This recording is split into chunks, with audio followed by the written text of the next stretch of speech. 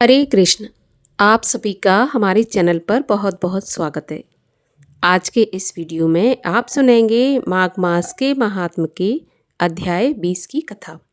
तो कथा शुरू करने से पहले आपसे एक ही आग्रह है, अगर अभी तक चैनल को सब्सक्राइब नहीं किया है तो चैनल को सब्सक्राइब करके बेल आइकन पर क्लिक कर दीजिए, और अगर कथा पसंद आती है तो वीडियो को लाइक करके औरों को भी शेयर करिए। तो चलिए शुरू करते हैं आज की कथा। माघ मास के महात्म की कथा सुनने से पहले सुनते हैं सीता माता के नित्य नेम की कथा, जिसको माता सीता सुनाया करती थी और भगवान श्री रामचंद्र जी सुना करते थे। इस कथा को सुनने से हमेशा अन्न और धन के भंडार भरे रहते हैं, कभी भी अन्न धन की कमी नहीं आती। तो आइए सुनते हैं नित्य नेम की कथा। एक बार भगवान श्री रामचंद्र जी को कहीं बाहर जाना पड़ गया, तो माता सीता कहने लगी कि भगवान, मेरा तो 12 वर्ष का नित्यनेम है, अब आप बाहर जाएंगे तो मैं अपनी कथा किसे सुनाऊंगी।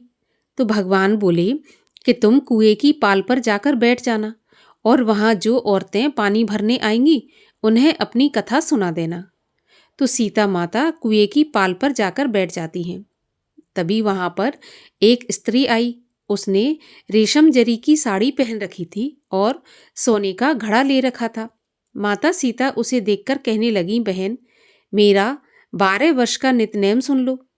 लेकिन वह स्त्री बोली कि अगर मैं तुम्हारा नित्यनेम सुनूंगी तो मुझे घर जाने में देर हो जाएगी और मेरी सास मुझसे लड़ेगी। उसने कहानी नहीं सुनी और अपने घर को चली गई। उसके ऐसा करते ही उसकी रेशम जरी की साड़ी फट गई और सोने का घड़ा मिट्टी के घड़े में बदल गया। जब सास ने ये देखा तो पूछा कि ये किसका दोष अपने सिर पर लेकर आई है। तो बहू ने कहा कि कुएं पर एक औरत बैठी थी, उसने कहानी सुनने के लिए कहा, लेकिन मैंने नहीं सुनी और ये मुझे उसी का फल मिला है। बहू की बात सुनकर अगले दिन सास वही साड़ी पहनकर घड़ा लेकर कुएं की पाल पर पहुंची। सास को वहीं पर माता सीता बैठी मिली। तो माता सीता ने कहा कि बहन, मेरी नित्यनेम की कहानी सुन लीजिए। तो सास बोली कि एक बार की तो छोड़ो, मैं तो 4 बार कहानी सुन लूंगी। सास के ऐसा कहते ही सीता माता उसे कहानी सुनाने लगी। राम आए लक्ष्मण आए, देश के पुजारी आए, नित नेम का नेम लाए, आओ राम बैठो राम, तपी रसोई जेओ राम, माखन मिश्री खाओ राम, दूध बताशा पियो राम, सूत के पलका मोठो राम, शाल दुशाला पोठो राम, शाल दुशाला ओढ़ो राम, जब बोलूं जब राम ही राम, राम संवारे सबके काम, खाली घर भंडार भरेंगे, सबका बेड़ा पार करेंगे, श्री राम जय राम जय जय राम। सास बोली, बहन, कहानी तो बहुत अच्छी लगी। कहानी सुनकर सास घर को चली गई। तभी उसकी साड़ी फिर से रेशम जरी की बन गई, मिट्टी का घड़ा फिर से सोने के घड़े में बदल गया। तब बहू कहने लगी, सासू माँ, आपने ये सब कैसे किया? तो सास ने कहा, बहू, तू दोष लगाकर आई थी और मैं दोष उतार कर आ रही हूँ। बहू ने पूछा कि वह कुएं वाली स्त्री कौन है? तब सास बोली कि वे सीता माता थीं। वे पुराने से नया कर देती हैं, खाली घर में भंडार भर देती हैं, लक्ष्मी जी का वास घर में कर देती हैं, आदमी की जो भी इच्छा हो उसे पूरा करती हैं। तो बहू बोली कि ऐसी कहानी मुझे भी सुना दो। तो सास बोली, ठीक है, तुम भी सुनो। और सास ने कहानी कहनी शुरू की। राम आए लक्ष्मण आए, देश के पुजारी आए, नित नेम का नेम लाए, आओ राम बैठो राम, तपी रसोई जेओ राम, माखन मिश्री खाओ राम, दूध बताशा पियो राम, सूत के पलका मोठो राम, शाल दुशाला पोठो राम, शाल दुशाला ओढ़ो राम, जब बोलूं जब राम ही राम, राम संवारे सबके काम, खाली घर भंडार भरेंगे, सबका बेड़ा पार करेंगे, श्री राम जय जय राम। कहानी सुनकर बहू बोली कि कहानी तो बहुत अच्छी है।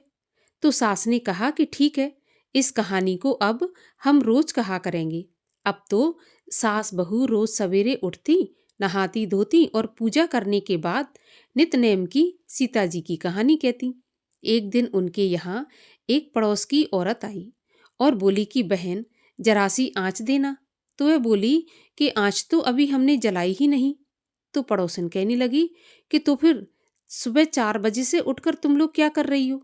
तो उन्होंने कहा कि सुबह उठकर हम पूजा करते हैं, फिर सीता माता की नित नेम की कहानी कहते हैं।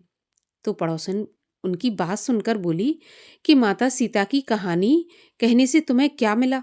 तो वे बोली, इनकी कहानी कहने से घर में भंडार भर जाते हैं, सारे काम सिद्ध होते हैं, मन की इच्छा भी पूरी होती है। तो पड़ोसन कहने लगी कि बहन ऐसी कहानी मुझे भी सुना दो। फिर वह बोली कि ठीक है, तुम भी ये कहानी सुन लो। और सास ने पड़ोसन को कहानी कहनी शुरू कर दी। राम आए लक्ष्मण आए, देश के पुजारी आए, नित नेम का नेम लाए, आओ राम बैठो राम। इस प्रकार से पूरी कहानी पड़ोसन को सुना दी। सारी कहानी सुनने के बाद पड़ोसन कहने लगी, बहन कहानी तो मुझे बहुत अच्छी लगी।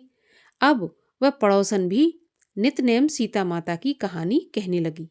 कहानी कहने से सीता माता ने पड़ोसन के भी भंडार भर दिए।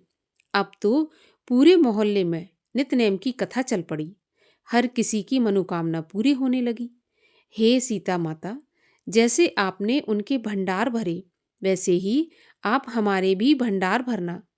जो ये कहानी कहे या सुने, उनके भी भंडार हमेशा भरे रखना। बोलिए सीता माता की जय। और अब सुनिए माघ मास के महात्म के 20वें अध्याय की कथा, जिसमें लोमस ऋषि का पुण्य क्षेत्रों में स्नान का वर्णन बताया गया है। वेद निधि जी बोले, हे महर्षि, उस धर्म को कहिए जिससे ये बालक श्राप की प्रबल अग्नि के दुख से मुक्त हो जाए। लोमस जी बोले, ये लोग मेरे साथ नियम पूर्वक माघ स्नान करें, तब माघ के अंत में ये श्राप से छूट जाएंगे, अन्यथा इनका उद्धार नहीं होगा। हे ब्राह्मण, मुझे यह पूर्ण निश्चय है कि पुण्य तीर्थ में माघ स्नान करने मात्र से ही लोगों का पिछले 7 जन्म का किया हुआ पाप और वर्तमान जन्म का सभी पाप नष्ट हो जाता है। मुनीश्वर लोग जिस पाप का कोई प्रायश्चित नहीं देख पाते, उसका प्रायश्चित उत्तम तीर्थ में माघ स्नान ही बताते हैं। पुण्य तीर्थों में स्नान करने से पाप मिटते हैं। जैसे हिमालय पर्वत पर के तीर्थ सब पापों को विनाश करने वाले हैं। अच्युत सरोवर में स्नान करने से इंद्रलोक मिलता है। बद्रिकाश्रम में माघ स्नान करने से मोक्ष मिलता है। नर्मदा स्नान सभी कामनाओं को देने वाला, पाप तथा दुखों को दूर करने वाला एवं रुद्रलोक प्रदान करने वाला है। यमुना में माघ स्नान सभी पाप नष्ट कर सूर्यलोक प्रदान करने वाला है। सरस्वती नदी में स्नान करने वाला सब पाप नष्ट कर ब्रह्मलोक की प्राप्ति करता है। हे ब्राह्मण, विशाला नदी में माघ स्नान का परम फल होता है। ये पाप रूपी ईंधन को दावानल के समान है और गर्भवास के पापों को नष्ट करता है। गंगा जी में माघ स्नान करने से विष्णु लोक की प्राप्ति अर्थात मोक्ष का होना निश्चित है। सरयू, गंडकी, सिंधु, चंद्रभागा, कौशिकी, ताप्ती, गोदावरी, भीमा, पयोष्णी, कृष्णावेणी, कावेरी, तुंगभद्रा आदि एवं समुद्र में गिरने वाली अन्य नदियों में माघ महीने में स्नान करने से लोग निष्पाप होकर स्वर्ग में जाते हैं। नैमिषारण्य में स्नान करने से विष्णु भगवान की स्वरूपता, पुष्कर में ब्रह्मा का सामीप्य और कुरुक्षेत्र में माघ महीने में स्नान करने से इंद्रलोक प्राप्त होता है। हे ब्राह्मण, देव सरोवर में माघ स्नान करने से योग सिद्धि का फल प्राप्त होता है। मकर के सूर्य में प्रभास तीर्थ में स्नान करने से रुद्रगण होता है। हे विप्रवर, पृथुदक में स्नान करने से वैष्णव पद की और देवकी में स्नान करने से मनुष्य देव शरीर प्राप्त करता है। हे ब्राह्मण, गोमती में माघ स्नान करने से पुनर्जन्म नहीं होता। हेमकूट, महाकाल, ओमकारेश्वर, अमरकंटक, नीलकंठ और अर्बुद में माघ स्नान करने से रुद्रलोक के ऐश्वर्यों को प्राप्त होता है। हे ब्राह्मण, मकर की संक्रांति के सूर्य में मनुष्य चाहे जिस भी नदी में स्नान करे, उसकी सब इच्छाएं पूर्ण होती हैं। हे द्विजवर, प्रयाग में माघ स्नान बड़े भाग्य से प्राप्त होता है, जहाँ पर स्नान करके लोग गर्भ के कष्टों की वेदना नहीं भोगते, अर्थात विष्णु भगवान के पास रहते हैं। राजसूय और अश्वमेध यज्ञ के फल से भी बढ़कर माघ स्नान का फल होता है। अतएव संपूर्ण पापों को सहज में नष्ट करने वाला उस प्रयाग स्नान को भला क्यों न किया जाए। इसी के साथ 20वें अध्याय की कथा का समापन होता है। इसके आगे की कथा आप श्रवण करेंगे कल के वीडियो में। और अब सुनिए श्री कृष्ण चालीसा। वंशी शोभित कर मधुर, नील जलद तन श्याम, अरुण अधर जनो बिंब फल, नयन कमल अभिराम, पूर्ण इंद्र अरविंद मुख, पीतांबर शुभ साज, जय मन मोहन मदन छवि, कृष्ण चंद्र महाराज।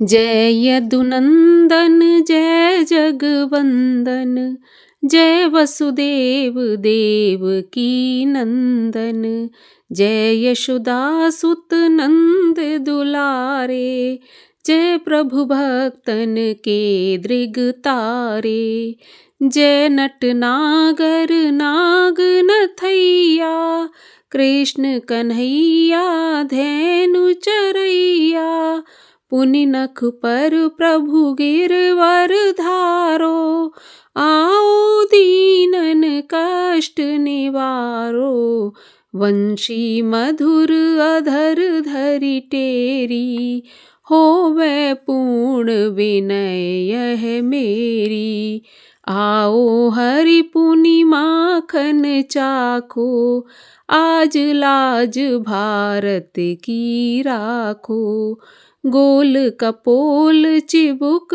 अरुणारे, मृदु मुस्कान मोहिनी डारे, संजित राजीव नयन विशाला, मोर मुकुट बैजंती माला, कुंडल श्रवण पीत पट आछे, कटि किंकणी काछे नी काछे, नील जलज सुंदर तनु सोहे, छवि लख सुर नर मुनि मन मोहे, मस्तक तिलक अलख घुंघराले, आओ कृष्ण बांसुरी वाले, कर पही पान पूत नहीं तारो, अका बका कागा सुर मारो, मधुवन जलत अगिन जब ज्वाला, भय शीतल लखी तही नंद लाला,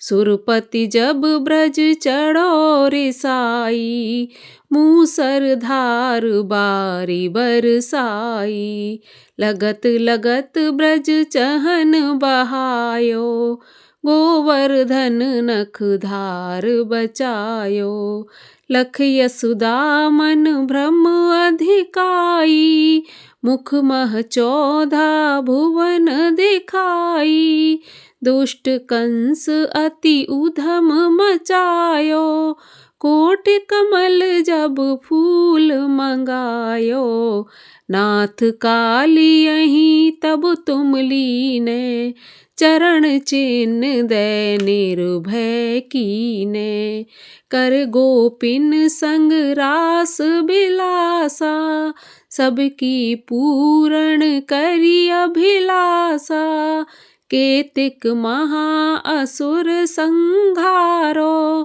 कंसहि केस पकड़ दे मारो, मातु पिता की बंदी छुड़ाई, उग्रसेन कह राज दिलाई, महिते मृतक छहों सुत लायो, मातु देव की शोक मिटायो, भौमासुर मुर दैत्य संघारी, लाए 86 सहस कुमारी, दे भीमहि तृण चीर संघारा, जरासेंधु राक्षस कह मारा, असुर बकासुर आदिक मारो, भक्तन के तब कष्ट निवारो, दीन सुदामा के दुख टारो, तंदुल 3 मूठ मुख डारो। प्रेम के साग विदुर घर मांगे, दुर्योधन की मेवा त्यागे। लखी प्रेम की महिमा भारी, ऐसे श्याम दीन हितकारी। मारथ के पारथ रथ हाके, लिए चक्र कर नहीं बल धाके। निज गीता के ज्ञान सुनाए, भक्तन हृदय सुधा बरसाए। मीरा थी ऐसी मत वाली, विष पी गई बजा कर ताली। राणा भेजा सांप पिटारी, शालग्राम बने बनवारी।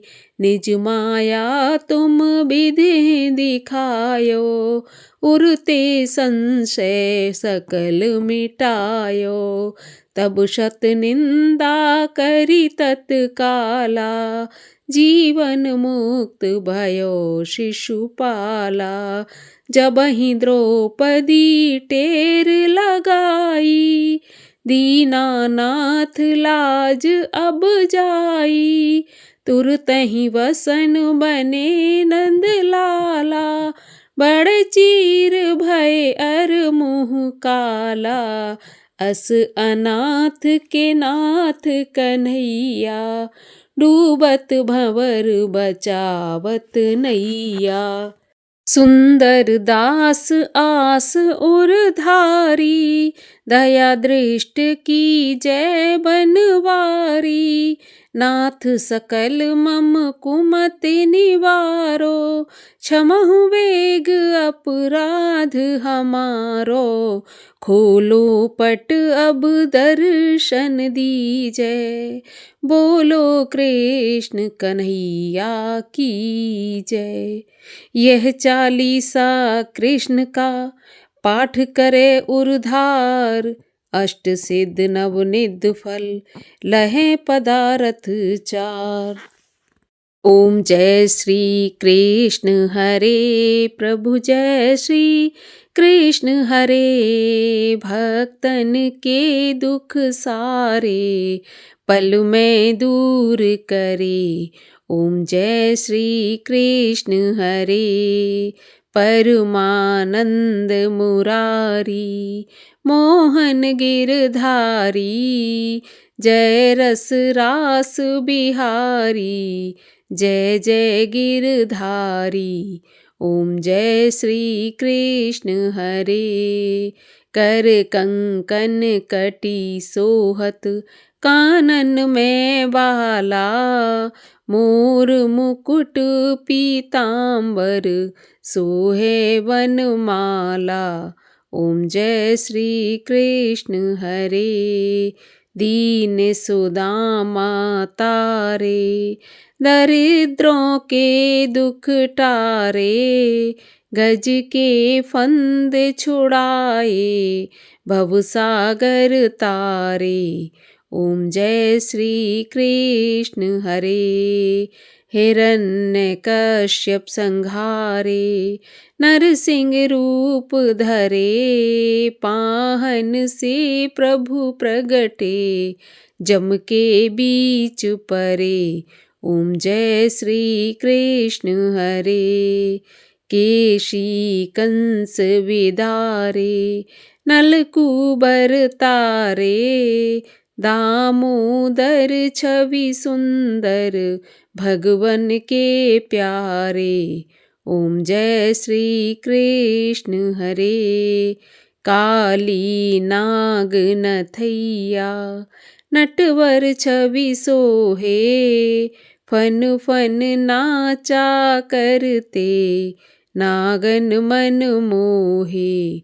ओम जय श्री कृष्ण हरे। राज्य उग्र सैन पाए, माता शोक हरे।